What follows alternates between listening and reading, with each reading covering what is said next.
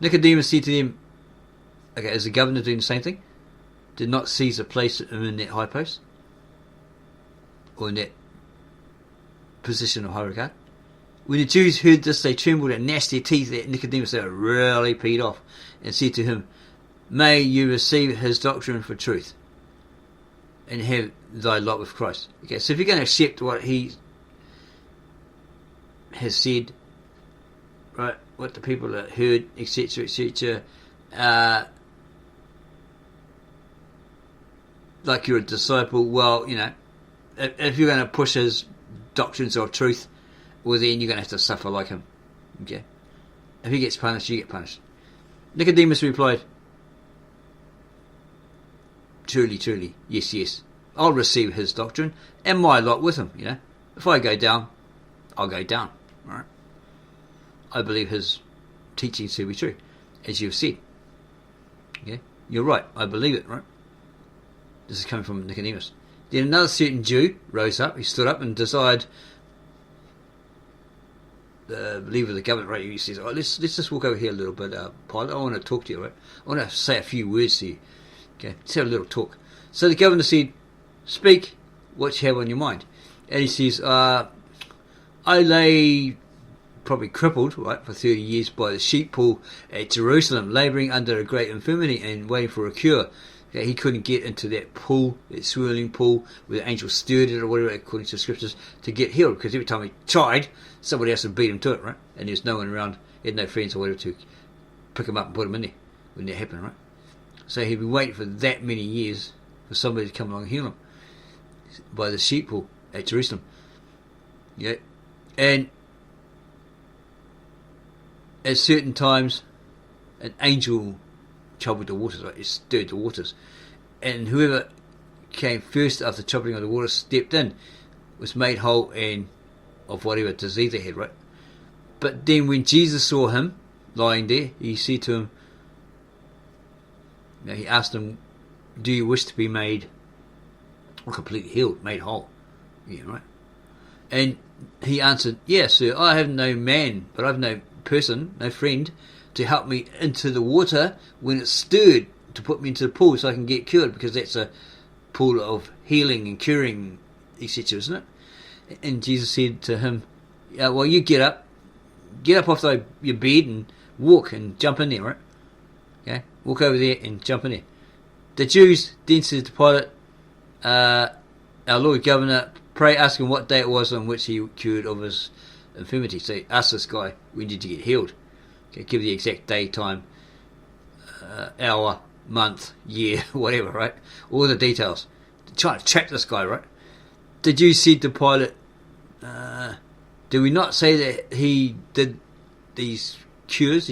He laid on these curves on people, healed them, all that sort of stuff, did his healing, whatever, miracles on the Sabbath, and he cast out these devils from, because they believe that, okay, if you had diphtheria or tonsillitis or something, or you had a withered hand or whatever, it's because it's generational curse, or you had a devil in you, and all this sort of stuff, right? Okay. So if Christ casts out these evils, or if you're demented as well, right? Yeah. You're a bit insane there. You had a devil in you that was making you like lash out, spit out, and all that sort of stuff, right? At different people passing by, whatever. Okay. So how could he cast the devil out? He's basically a devil casting out devils. He's getting the power from the devil to cast out devils.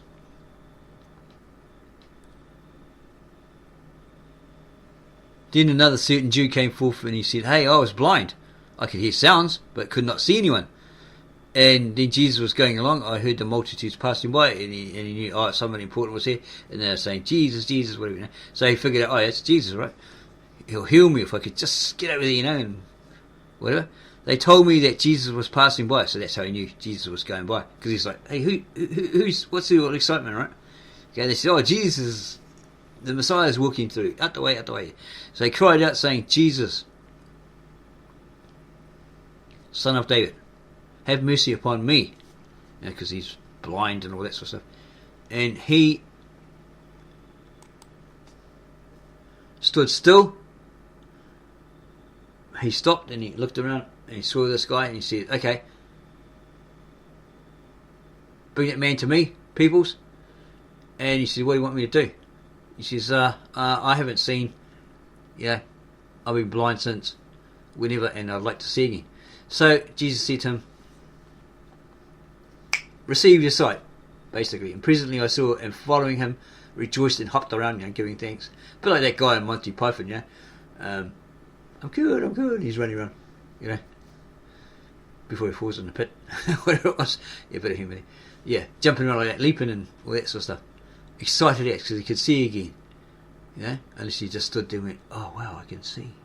No excitement there. Okay, so he's hopping around, telling everyone, I'm cured, I can see. And people that were there, they knew, hey, this guy was blind, and now all of a sudden he can see. Wow, a miracle. Another Jew also came forth and said, I was once a leper, and he cured me by his word.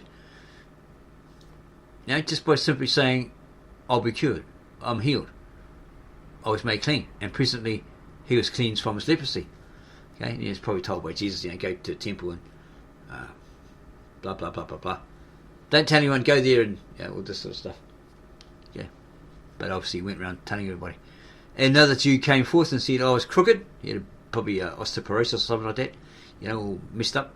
And he made me straight by his word. He just said, be straight, or stand up properly or something, Okay, you're cured. And a certain woman named Veronica said, I was afflicted with an issue of blood 12 years. So it kept happening, right? Kept coming out. And she snuck up behind him. That's the woman. He snuck up behind him, right, and touched his garments. And he says, who touched me? Power has gone out from me, Someone's touched my robe or something. And she said, it was me. I have this issue, and he healed her. Because of her faith, she was cured. The Jews then said and retort, we've got a law that any woman shall not be allowed as an evidence. They're not allowed to speak, not allowed to give you a testimony or that sort of stuff. A way to shut her up, right? And after other things, another Jew said, I saw Jesus invited to a wedding with his disciples. Remember that one? And there was a want of wine in Cana of Galilee. And when the wine was all drunk, when they drunk it all, had their fill, he commanded the servants that they should fill 6 pots which were there with water. They were empty, and he said, fill them up with water. And they did. And then he blessed them and turned the water into wine. And all the people drank, being surprised at this miracle. And this wine was like the best wine.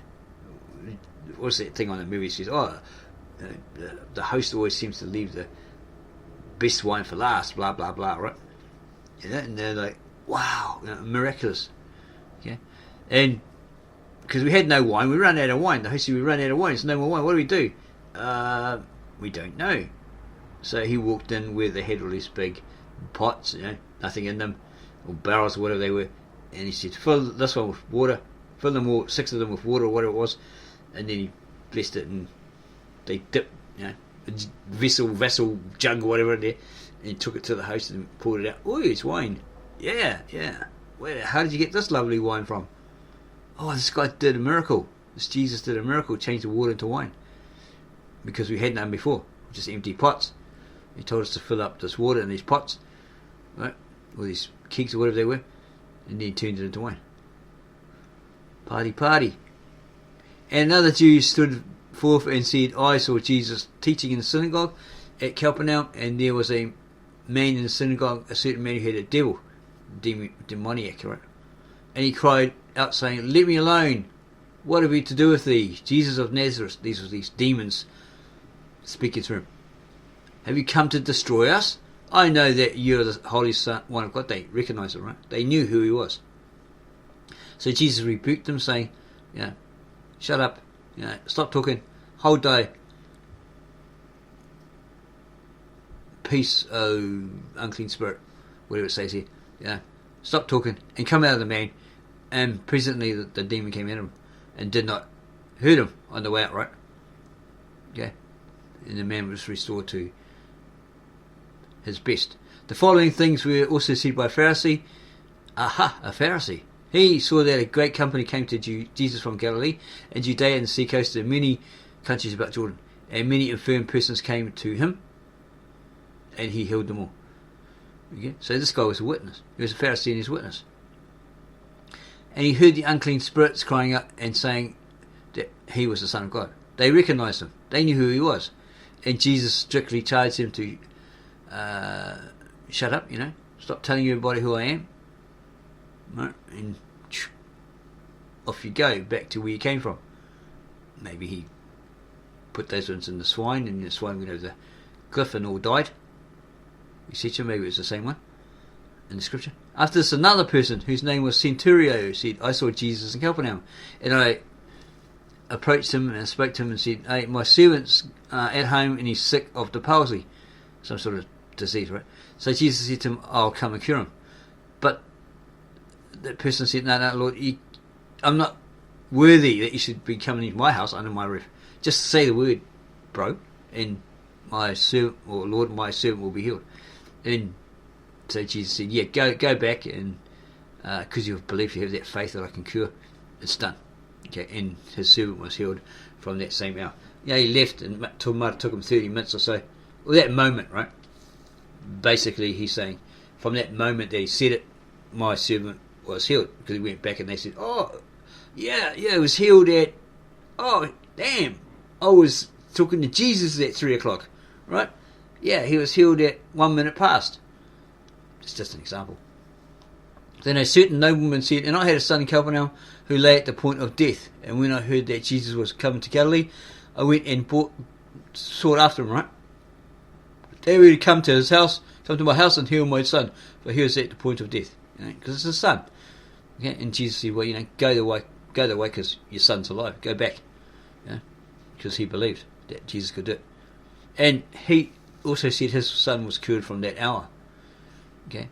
On the way back, his son was cured. Besides these, also many others of the Jews, both men and women, they cried out, okay, and said, he is truly the Son of God who cures all diseases only by his word, and to whom the devils are altogether subject.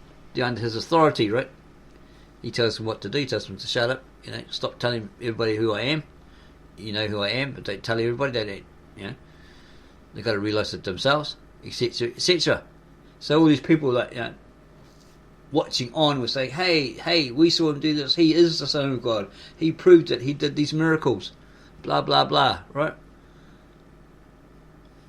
And then further of them said, more of them said, well, this power can only come from God, can't come from anybody else. Those Pharisees can't do it, you can't do it, it's got to come from God. Pilate said to the Jews, why are not the devils subject to your doctors, your physicians, your magicians, or whatever, right? How come they can't cure these people of those things, get the devils out of them? Some of these Jews said, the power of subjecting devils cannot proceed but from God. But others said to Pilate that he had raised Lazarus. Jesus had raised Lazarus from the dead after he had been 4 days in his grave. Okay? These Pharisees are making excuses. And then Pilate, when he heard this, had a bit of a tremble, right? Because he's like, wow, this guy's got this miraculous power. He can raise the dead. Wow. Who the hell can do that? I've never heard of that before. So he says to the multitude, to the crowds of those Jews that followed those Jews, right? We're hanging around. What will it profit you to shed innocent blood? What's to become of it, right? What consequence, what benefit do you have for killing this innocent man? Shedding innocent blood. Killing this man in cold blood. Chapter 6. Pilate, dismayed by the turbulence of the Jews who demand Barabbas to be released. He is like probably a zealot or something like that, like a killer, murderer, cutthroat, whatever, and Christ to be crucified. Pilate warmly expostulates with them, washes his hands of Christ's blood, and sentences him to be whipped and crucified. Then Pilate, having called together Nicodemus and 15 men who said that Jesus was not born through fornication, said to them, Pilate said to them, what do you think I should do? Seeing there is like to be a possible uprising among the people, right? The unpredictable. At any moment they could storm in and beat us up or put us to death or something like that. What do we do? We don't need no riot. We've got enough men in Rome, assigned to us to fend them off. And these Nicodemus and these men said to him, We don't know. Let them who raised the problem, possible threat to come, the people writing or whatever, who caused this problem, get them to sort it out. See if they know the answer. Pilate then called the multitude again. He went and spoke to them. He says, hey, I've got a custom. Oh, well, you've got a custom that if I make one a prisoner, I should release to you one prisoner because it's the feast of the Sabbath, feast of the Passover is coming up, right? I have noted a squeaky chair. I have noted a noted prisoner, a murderer, who is called Barabbas, which means son of the fathers, apparently. And Jesus, who is called Christ, in whom I find nothing that deserves death. He's innocent. Which of you, or which of them would you want me to release to you? Jesus or this Barabbas? So all the people cried out, Barabbas, Barabbas, Barabbas, right? Release this Barabbas. Okay? Not Wadja, Barabbas. Okay? Or Wadney, Barabbas. Pilate said to them, what then shall I do with Jesus the Christ? They all answered, let him be crucified. Again they cried out and said to Pilate, you are not the friend of Caesar if you release this man. Okay. You're a traitor. We're going to go tell Caesar on you. No. We're going to snitch on you. Because this man hath declared that he's the Son of God and a king. He's blasphemed. But you are inclined that he should be king and not Caesar. So they're twisting it again. They're lying, right? Trying to put words into his mouth. Then Pilate, filled with anger, he was getting sick of them, right? Retorted to them, right? You see, your nation has always been seditious, full of anger, rebellion, all this sort of stuff. And you're always against those who've been a great service to you, like the Romans. Essentially, they try to help you out, give you a bit of leeway. But you keep doing this, right? So these Jews replied, who's been serviceable to us? Can you tell us? And Pilate answered them, your God who delivered you from the hard bondage or slavery of the Egyptians and brought you over the Red Sea as though it had been dry land and fed you in the wilderness with manna